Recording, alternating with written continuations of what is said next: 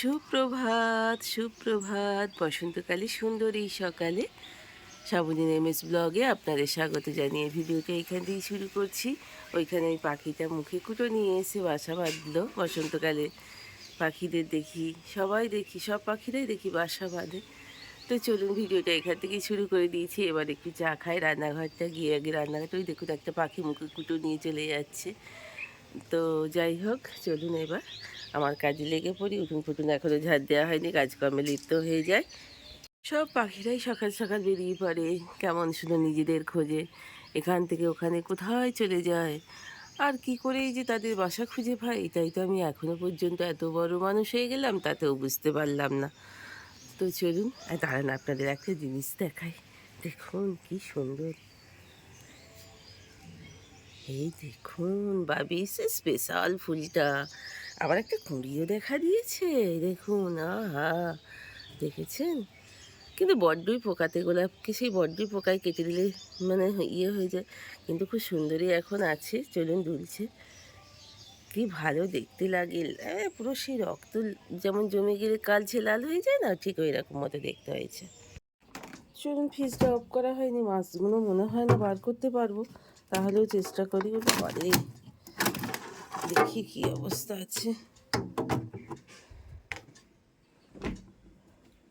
চলুন ক পিস মাছ আছে দেখি। ও 3 পিস মাছ আছে, একটু জল দিয়ে দিই, জানি জল দিয়ে দিয়ে এবার তাহলে কেটে যাবে অনেক। তো বাবা কি একটা পোকা নাকি গো। মাছ 3টে বার করে ম্যারিনেট করে নিয়েছি, ভাতটা 2 ফুট করে নাবিয়ে রেখে দিয়েছি। আর এখানে আজকে ভাজবো উচ্ছে আলু পেঁয়াজ ভাজা, অনেকদিন খাওয়া হয়নি জানেন তো। আর একটু পটল আলু বাটা মাছ দিয়ে একটু ঝোল দেওয়া করবো। তো চলুন। তো কালকে বাচ্চুবাবু দুধটা সন্ধ্যেবেলায় যা আনলো সব দুধটাই পড়ে গেল। ও অল্প হয়তো 1 ছিটেক মতো আছে। তা তেলের পাউচ প্যাকে তেল নিয়ে এসেছি, তেলের ব্যারেলটা মানে বোতলটা এঁটো হয়ে গেছে, মানে সকরি হয়ে গেছে, আঁশ হয়ে গেছে যেটাকে বলা হয়। সেটাকে না ধুলে আমি তেলটা পড়ে যাবে কিনা সেটাই ভাবছি, ঠেকিয়ে রেখে দিয়েছি। কাল তো ক্ষতি করেছি, 1 প্যাকেট দুধকেই পুরো উল্টে দিয়েছি।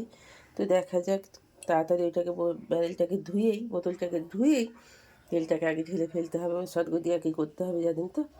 তো চলুন ঝপঝপ করে রান্নাটা করে ফেলি, তারপর বাইরে বাসি কাজগুলো আস্তে আস্তে করবো। বাচ্চু বেরোতে দুজনকারই একটু দেরি আছে। চলুন ঘেমে আসছে, মাছটা ভাজা হতে থাকে, ততক্ষণ থাকে যাতে ঝাঁট দিয়ে তুলে সাজিয়ে ঠাকুরের বাসনপত্র সব ধুয়ে ধুয়ে রেখে দিয়ে আছে। মাছগুলো হয়ে গেছে, ভাতটা আর 1 ফুট হতে দিয়েছি। এখানে পটলগুলো মোটামুটি ভাজা হয়ে গেছে। এই পটল অবশ্য বেশি ভাজতে হয় না, দেশি পটল, বাচ্চু বলে দেশি পটল। কোনটা দেশি কোনটা বিদেশি আমি এত বুঝি না বাবা, খাবার মালিক খাই। তো কালো জিরে আর এমনি জিরে, সাদা জিরে দিয়ে ফোড়ন দিয়ে একটু ঝোলটা চাপাবো ভাবছি। ভাতটা আবার 1 ফুট হয়ে গেছে, এক্ষুনি খানা করতে শুরু করে দেবে। চলুন আলুগুলো দিয়ে দিই, পটলগুলো বেশ সুন্দর ভাজা হয়ে গেছে বলুন। এই 2-3 পিস করে আলু দিলাম, এতেই হয়ে যাবে। তাই আবার বাচ্চুর পাতে পড়ে থাকবে। বাবি কারণে অবশ্য আমি জানি না, বাড়িতে থাকলে তো ফেলেই যায় আলু, ওরা অত বেশি খায় না জানেন তো। আলু শক্ত হচ্ছে, আমি ভীষণ আলু খেতে পছন্দ করি। আলু গোলমরিচ আলুর যে কোনো রেসিপি আমার ভীষণই পছন্দ হয়। মশলাটা দিয়ে এবার কষিয়ে নিই। একটু মশলাটা বেটে নিয়ে চলে এলাম। একটু পেঁয়াজ আর একটু রসুন, একটু টমেটো, একটু আদা দিয়ে দিলাম। এখনও বেশ ভালোই একটু ঠান্ডা ঠান্ডা রয়েছে, অনুভব হচ্ছে ঠান্ডা ঠান্ডা। এই বসন্তকাল তো একটু ঠান্ডা ঠান্ডাই যায়, তো অসুবিধা নেই। এখনও স্পট গরমটা যতক্ষণ না পড়ছে পেঁয়াজ রসুনটা একটু খাওয়া যায়, কি বলুন। তারপরে একটু অ্যাভয়েড করতে হবে, তখন পাতলা পাতলি ঝোল, একটু টক দিয়ে ঝোল, একটু কুল দিয়ে ঝোল, একটু আম দিয়ে ঝোল। তো সেগুলো এবার কষিয়ে নিয়ে নুন টুন মিষ্টি মিষ্টি একটু দিয়ে, আমাদের তো মিষ্টি মিষ্টি তরকারি, তো মাছগুলো ছেড়ে দেবো, দিয়ে তাহলেই হয়ে যাবে। তারপরে আলু পেঁয়াজটা ভেজে নেবো। উচ্ছে আলু পেঁয়াজটা মোটামুটি ভাজা হয়ে গেল। বাচ্চাবাবু স্নান হয়ে গেছে, বাড়িতেও 2 কাপ চা বানিয়েছিলাম, সেটা দেখানো হলো না। চাটা আমার টেবিলেই পড়ে আছে, কিন্তু খাওয়ার একটা সকাল থেকে না কোনোভাবেই চাটা ঠিক মতো মৌজ করে খেতে পারি না জানেন তো। এত ছুটোছুটি সকাল 9টা পর্যন্ত। তো এই দেখুন বাবির কোলে মামামের বোন। মামামকে আপনারা অনেকেই চেনেন, আগের ভিডিওগুলো আপনারা দেখেছিলেন। তো মামামের বোনও আবার চলে এসছে আমাদের বাড়িতে, দেখেছেন? এই দেখুন দেখুন দেখুন কিউটি পাই চলে এসছে। ওই বাবারি, ওই বাবারি, বাবির আদর দেখুন। বাবি যেমন মামামকে নিয়ে বসে থাকতো, একে পেলেও বসে থাকতো, কিন্তু কিছু করার নেই। ওরে বাবরে, দাঁড়াও একটা বাসন কুসন সব মাজা ঘষা হয়ে গেছে। এখানে বাবির একটা প্যান্ট কেচেও দিয়েছি অলরেডি। আর এখানে বেডশিটটা এবার ভিজিয়ে ফেলবো। স্নানের আগে এটাকে কেচে নিয়ে তারপরে চলুন, ততক্ষণে এটা ভিজতে থাকুক, আমি ততক্ষণে ঘরে বিছানা টাছানা পরিষ্কার। তো বেশ ভালো নয়, চটপট করে কাজগুলো শেষ করে নেওয়াই ভালো। বাসনে জলগুলো ঝরে গেছে, তুলে ফেলে একটা একটা করে কাজ ঝাপড় করছি, শেষ করে ফেলতে পারলে নিজেরই ভালো, জানেন তো। আর এরকম সব জানলাটা খোলা হয়নি, জানলা দরজা না খুললে না আমার যেন কিরম মনে হয় যেন সব হাঁপ ধরে যাচ্ছে, জানেন। এই দেখুন এখনও জামা প্যান্ট গুছোতে পারিনি, তো একা মানুষ।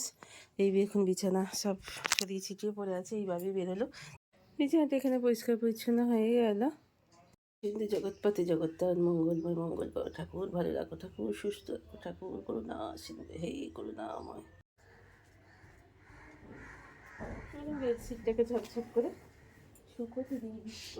কত কাজ যাচ্ছে কেন কি জানি। ও বাবা, দেখুন কতদিন পর এসছেন গো, হনুজি এসছে, হনুজি চলে এসছে। বাপরে কত বড় গো, দেখুন দেখেছেন বসে আছে, এসে গেছেন। একটা দল ছুট হয়েছে, মানে খুব ডাকছে, গাঁ গাঁ করে খেপেছে নাকি কি জানি। বাবা কিরম উঠে হয়ে দেখছে দেখুন। আমার কাকগুলো পিছনে লেগেছে দেখুন, এক একটা করে কাক গায়ের ওপর দিয়ে চলে যাচ্ছে। বাবা ল্যাজটা ধরুন, বাবা কাকটা আবার দেখুন ল্যাজেতে কী করছে কি জানি, চলে গেল। সানচিরে শাক তুলে নিয়ে এলাম, আপনাদের বললাম।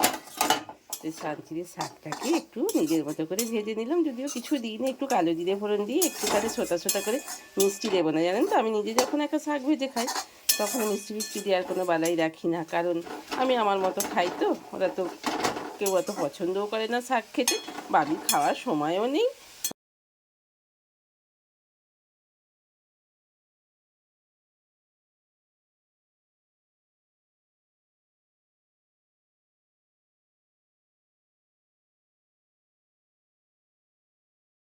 ফলের মধ্যে বেশি কমলা লেবুটাই বেশ ছাড়িয়ে ছাড়িয়ে খেতে ভালো লাগে বলুন।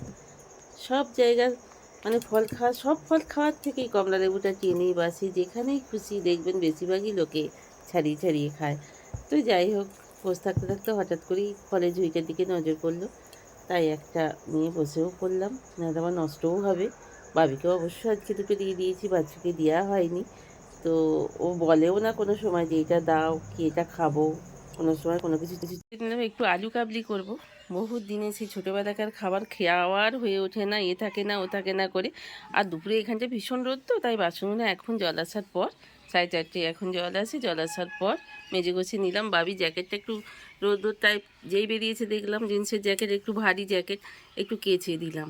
ওটা পরে যায় অফিসে, জানেন তো, অফিসে এত চিল মানে ঠান্ডা বলছে যে একটা কিছু না পরে থাকলে না ওর হয় না। তো 1 কাপ চা বানিয়ে নিয়েছি, নিয়ে এখানে জামা কাপড়গুলো তুলে রেডি করে রেখে দিয়েছি।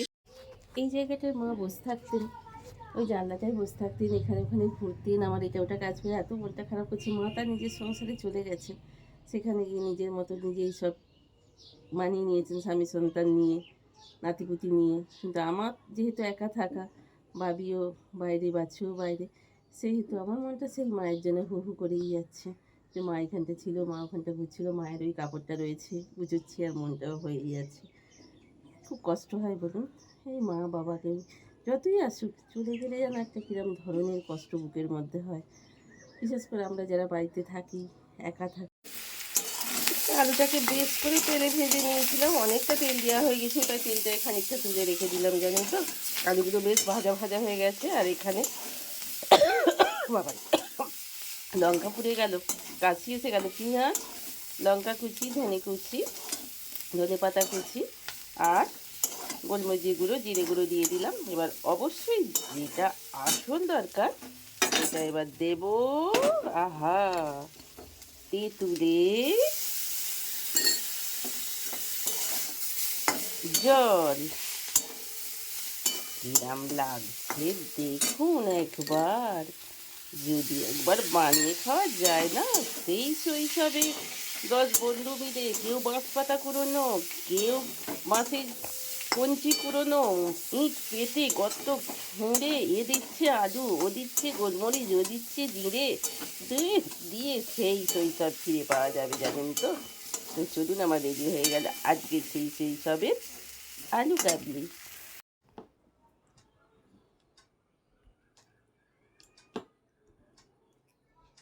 নিজে করে নিজেই মনে হয় বলি, আহা দারুণ হয়েছে। সেই লঙ্কার ঝাঁসটা গলায় লেগে গেল। আর এরকম খোলা শুদ্ধ আলু দিয়ে করতাম আমরা জানেন তো। সব বন্ধুরা কোথায় বিচ্ছিন্ন হয়ে গেছে, কোথায় কোথায় সব চলে গেছে, তাদের আর একসঙ্গে কোনো দিন আর পাওয়া যায় না আমাদের মেয়েদের, বলুন কী অবস্থা। চলুন, ভাত হয়ে গেছে, প্রেসারে একটু ভাত করে নিলাম আর সবজি খোসা দিয়ে একটু বাটি চাচির মতো করে নিলাম। তো সেই সঙ্গে আজকের ভিডিওটা এখানেই শেষ করছি। এতক্ষণ পর্যন্ত যেসব বন্ধুরা আমার পাশে ছিলেন, সাথে ছিলেন, তাদের অসংখ্য ধন্যবাদ জানিয়ে আজকের মতো ভিডিওটা শেষ করছি। ভালো থাকবেন, সুস্থ থাকবেন, গুড নাইট।